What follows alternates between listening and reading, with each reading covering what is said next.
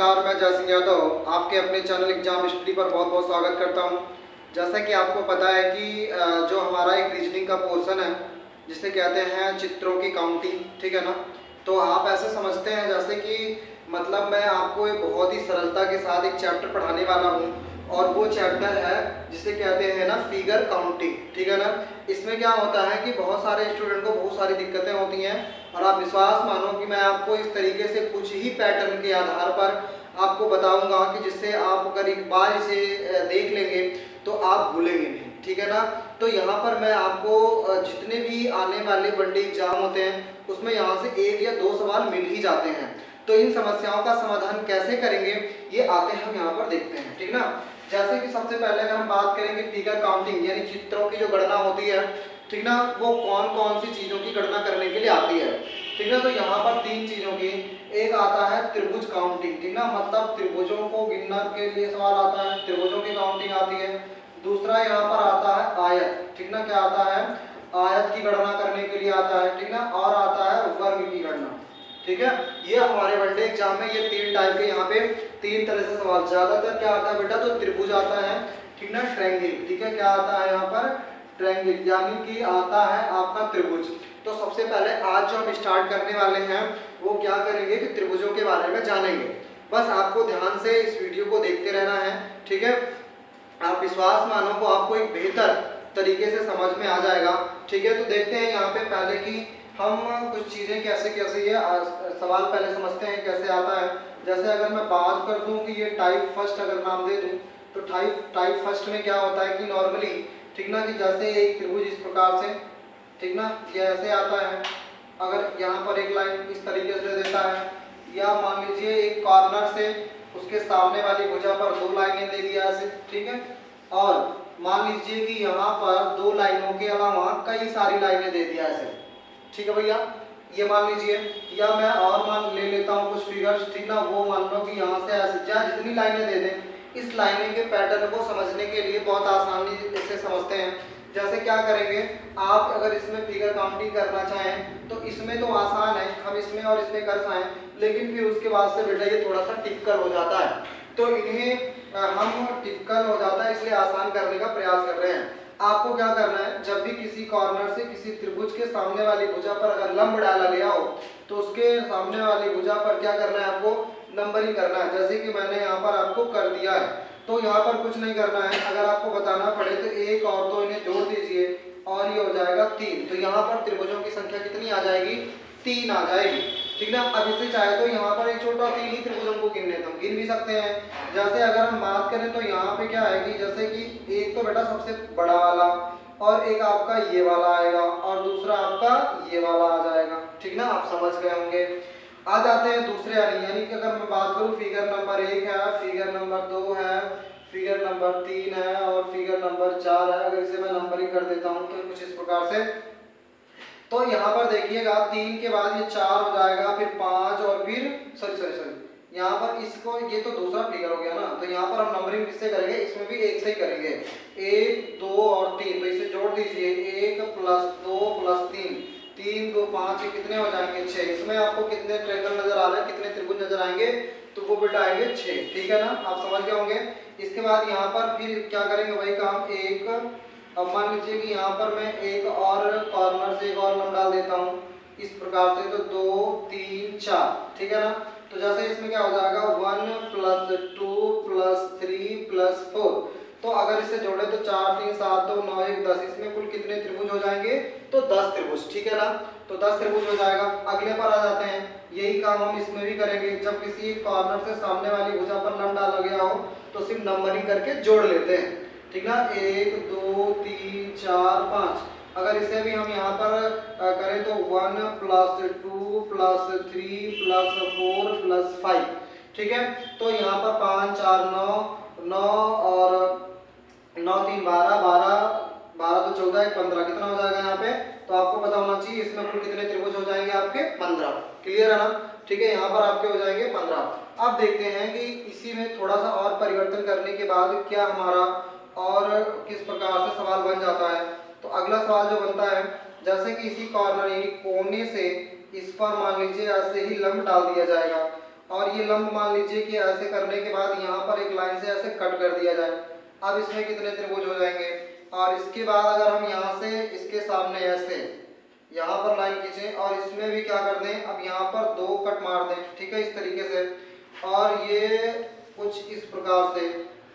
तो सबसे ज़्यादा सवालों को आपको अच्छे तरीके से ध्यान से समझना है कि दो सब में अंतर क्या क्या आ रहे हैं। मान लो हमने यहाँ पे 3 लाइनें खींच दिया, ठीक है, और एक सवाल कुछ इस यूँ खींच देते हैं जैसे कि 1 2।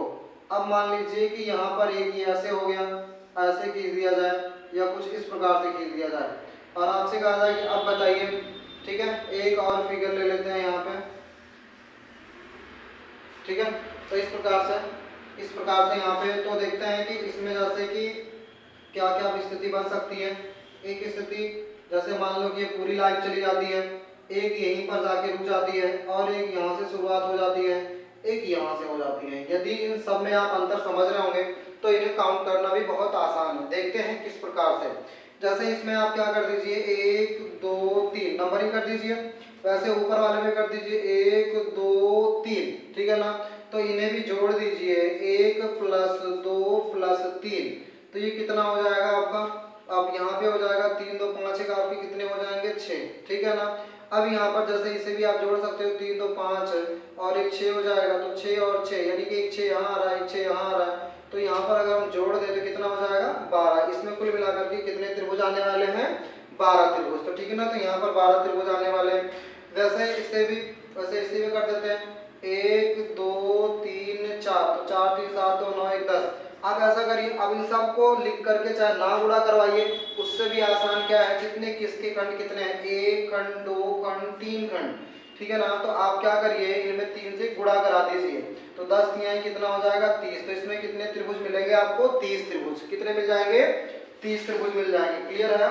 अब आ जाते हैं अगले वाले पे। तो यही काम इसके लिए भी कर देंगे बेटा, 1 2 3 4, तो 3 4 3 7 2 9 1 10, यानी कि इस वाले में हम बात करें तो 10 आ रहा है।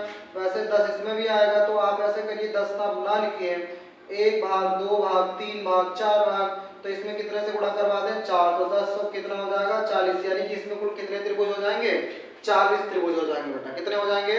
40 त्रिभुज हो जाएंगे, ठीक है। ये तो 40 त्रिभुज हमें गिन पाना आसान नहीं होगा, ठीक है, लेकिन आपको इसी तरीके से इसे क्या करना है, सेटिंग से आपको ये कुल मिला करके ये तरीका सीख करके जब भी फिगर काउंटिंग आए तो इसी तरह से हम उसे काउंट कर लेंगे, ठीक है ना। अब आते हैं, इसमें कुछ डिफरेंट आपको लग रहा होगा। डिफरेंट क्या है, तो आप ऐसे करिए, यहाँ पे सबसे पहले तो एक नंबर 1 2 3, यानी कि आप 3 2 5 कितना हो जाएगा? 6, यानी कि इसके लिए तो कितने हो जाएंगे? 6।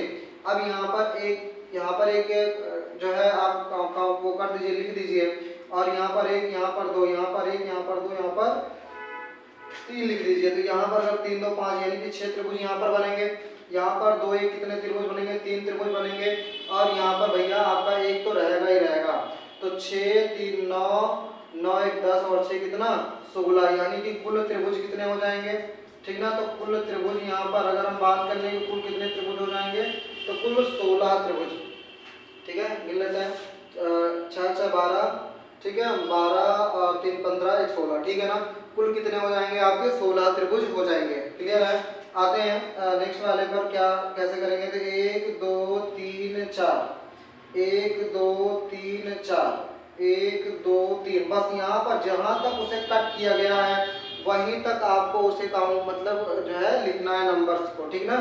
1 2 3, एक यहाँ पर दिखाई थोड़ा सा ऐसे है तो मैं इसको सही कर देता हूँ, ठीक ना। तो यहाँ पर आप कहोगे 1 2 3 और 4, तो 4 3 7 2 9 1 10, यानी इसमें 10 आपको मिलेंगे, कितने? 10 मिल जाएंगे।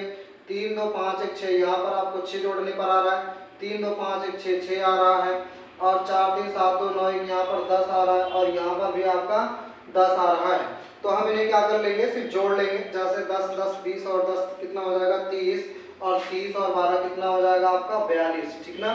तो यानी कि आप कह सकते हो कि इसमें कुल जो है कुल कितने त्रिभुज होंगे, तो कुल जो त्रिभुज होंगे बेटा इसमें हो जाएंगे आपके 42 हो जाएंगे, यानी कि 42 त्रिभुज हो जाएंगे, ठीक है। तो इस प्रकार से आपको यहाँ पर कुछ बातें समझ में आ गई होंगी, ठीक ना।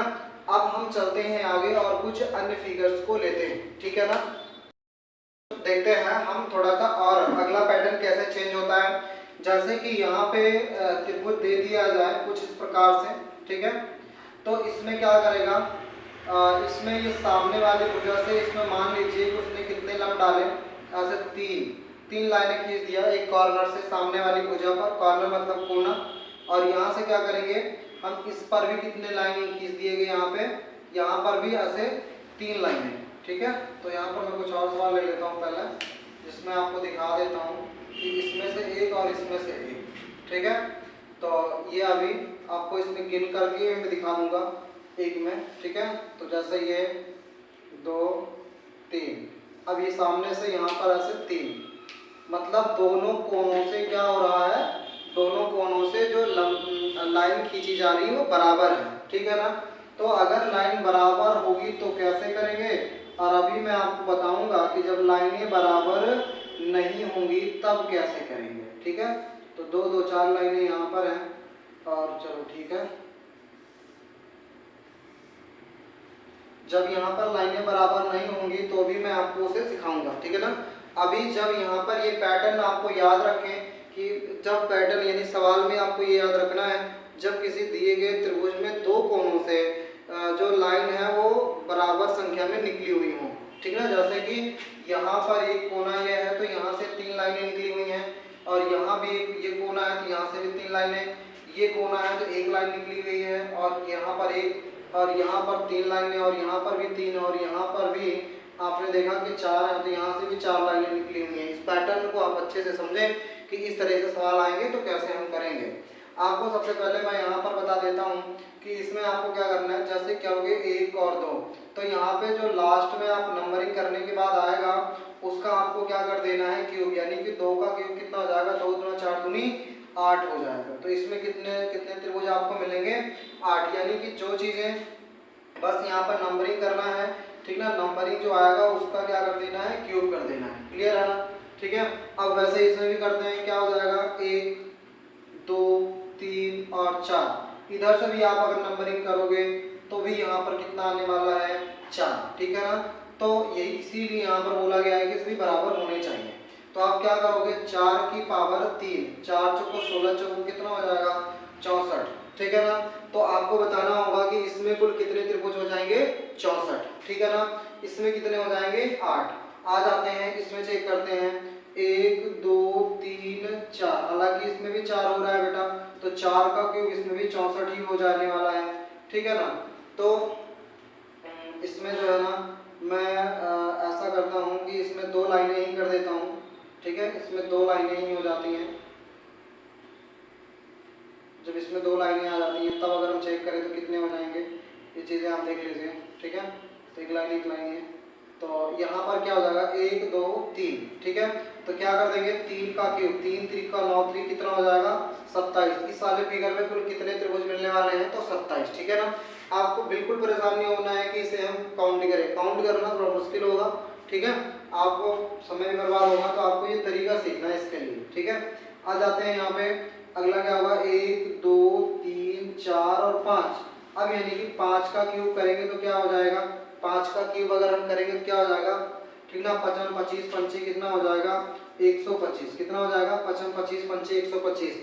अर्थात यही जो नंबर्स होता है इसी को उठा करके क्यूब करना है, ठीक है ना। इसी को उठा करके आपको यहाँ पर क्यूब करना है। इस बात को यहाँ पर इतना सा याद रखें जरूर, ठीक है ना। अब देखिए थोड़ा सा आप कहो, आपके दिमाग में आ रहा होगा सर मान लीजिए कि दोनों कोनों से नंबर ऑफ लाइंस बराबर ना हो तो हम कैसे करेंगे। तो उसको करने का तरीका क्या है हमारा, ठीक ना, उसको करने का तरीका भी मैं आपको सिखा देता हूँ। जैसे कि मान लीजिए यहाँ पर 2 लाइनें कॉर्नर से लंब डाली गई हैं, और इससे यहाँ पर कितने डाल दी जाए, 1। देखिए यहाँ पे सब में बराबर है, परंतु इसमें सब में बराबर नहीं है। तो इस स्थिति में हम क्या करेंगे, आपको कुछ नहीं करना, आप इसके पहले वाले सवाल पर अगर जाएं तो हम क्या करते थे, इनका करवाते थे नंबरिंग, और नंबरिंग करवा करके इन सबको क्या करते थे, यहाँ पर जोड़ कर देते थे। अगर मैं कर दूं 3 2 5 कितना होता था 6। अगर यहाँ पर वही काम करें 2 3 तो 3 2 5 कितना होता था 6 होता था, ठीक ना। तो ये 6 और 6 12, इस कॉर्नर के लिए ये संख्या यहाँ पर आप लिख दीजिए कि 12 हो जाएगा, ठीक है। अब इस कॉर्नर के लिए निकालना होगा, तो आप जैसे देखें तो इसमें भी क्या कर सकते हैं, नंबरिंग 1 2 1 2 1 2 3 3 6 3 कितना हो जाएगा 9। इस कॉर्नर के लिए 9 आ रहा और इस कॉर्नर के लिए कोने के लिए 12। अगर मैं इन सबको जोड़ दूं यानी कि 12 + 9 जोड़ दिया जाए तो कितना हो जाएगा, ये हो जाएगा आपका 12 9 कितना 21, ठीक है। लेकिन इसमें 21 त्रिभुज नहीं है, 21 त्रिभुज नहीं है। उसके लिए एक छोटी सी बात भी और याद रखनी है, ध्यान से देखना।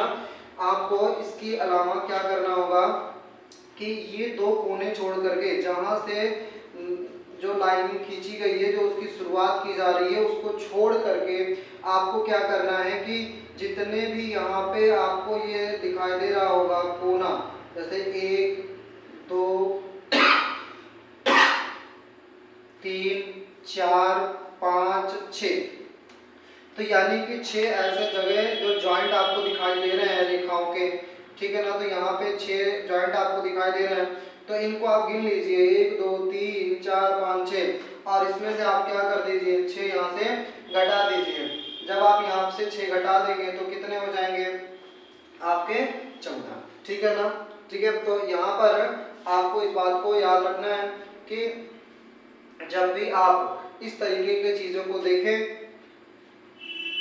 तो ठीक है, जैसे कि इसमें कुछ ज़्यादा ही याद आ रहा है क्या, तो देखिए आपको ये बातें समझ में आ गई होंगी। लेकिन मैं एक बार ना पुनः क्वेश्चंस के टाइप को बताना चाहता हूँ कि कैसे यहाँ पर अलग अलग बातें बोली गई हैं, ठीक है ना। और हमें थोड़ी सी लगाने के तरीके हैं, क्योंकि ये दोनों थोड़ा सा ना क्या है कि डिफरेंट टाइप बन जाते हैं। बच्चे इसमें क्या होते हैं कंफ्यूज होते हैं। मैं उस कंफ्यूजन को एक बार फिर से दूर करना चाह रहा हूँ। जैसे आप समझिए ये टाइप क्या है, टाइप ये है कि इन्हीं दो कोनों से जो नंबर ऑफ लाइन है वो इक्वल खींची जाएगी, ठीक ना। जैसे 3 हमने इस कोने से लंब डाला हुआ है, 3 इन कोने से लंब डाला हुआ है, उस स्थिति के लिए हम क्या करेंगे कि नंबरिंग करेंगे और लास्ट की संख्या का क्यूब करेंगे, ठीक ना। अब ये क्यूब चाहे 3 लाइन हो तो 5 लाइन हो तो 2 लाइन हो तो सब के लिए यहाँ पर आए हुए लास्ट नंबर में क्यूब करेंगे और उसका क्यूब निकाल देंगे, तो हमारे कुल इसमें बनने वाले त्रिभुजों की संख्या हमें मिल जाएगी, ठीक है ना। तो ये क्यूब आप समझ लीजिए कि एक तरीका है जिससे हम ऐसे करके इसका आंसर लाते हैं, ठीक है ना। तो यहाँ पे भी देखिए जैसे एक लाइन थी यानी कि लाइन बराबर है, तो ये हो गया। अब यहाँ पर भी 2 लाइनें हैं बराबर है, 1 2 3 3 का कर दिए क्यूब तो 27 हो गया। ये हमारा 27 इसका आंसर हो गया, ठीक है ना। अब यहाँ पर देखना आप, जैसे कि यहाँ पर कितनी लाइनें बेटा 1 2 3 4 1 2 3 4, यानी दोनों कोनों से नंबर ऑफ लाइन इक्वल है, बराबर है। तो इसलिए हमने इसको नंबरिंग किया 1 2 3 4 और 4 के बाद 5 आया और 5 का क्यूब कर दिया तो कितना हो गया 125, ठीक ना। आप यहाँ पर आई थिंक समझ गए होंगे, ठीक है। लेकिन बात ये आती है कि भाई सर आप कहोगे सर क्या मैं यहाँ से तीनों कोनों से अगर खींच दिया जाए तो, कुछ इस प्रकार के दिमाग में आपके सवाल आ रहे होंगे भैया, ऐसे सवाल आ रहे होंगे आपके दिमाग में। तो इसमें कोई त्रिभुज वगैरह बनेगा ही नहीं, ठीक ना। या ऐसा सवाल मुझे आज तक कभी देखने को मिला ही नहीं है, तो आपको उसमें कंफ्यूज नहीं होना, ठीक है ना। तो इस तरीके से कुछ भी चीज़ें आती नहीं है, कभी भी आएंगी तो वो 2 कोनों से ही सामने वाली भुजा पर लंब डला होगा। क्लियर हो रहा होगा आपको। और यहाँ पर देखना जब नंबर ऑफ लाइन इक्वल नहीं होगी तो उस कंडीशन में, इस कंडीशंस को आप ध्यान से समझ लीजिए कि जैसे मैं एक और सवाल ले लेता हूँ इस पर, ठीक है ना। एक सवाल और लेता हूँ जिससे आपका अच्छे से क्लियर हो जाए, ठीक है। देखना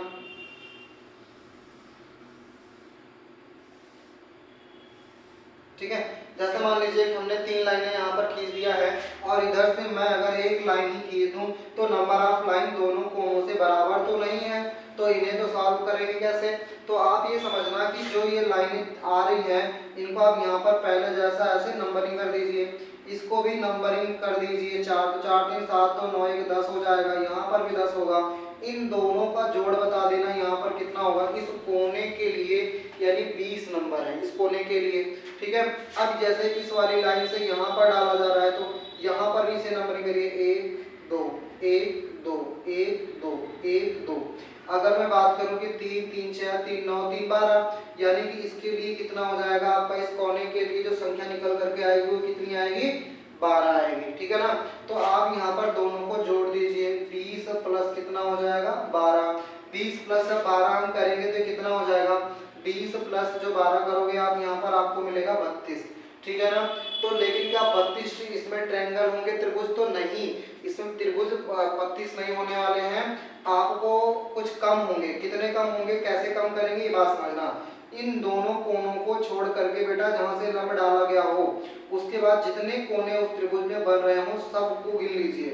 2 3 4 5 6 7 और कितने 8, यानी कि यहाँ से कितना घटा दें 8। जब हम यहाँ से 8 घटा देंगे ठीक है तो हमारा कितना हो जाएगा, यहाँ पर आ जाएगा 24।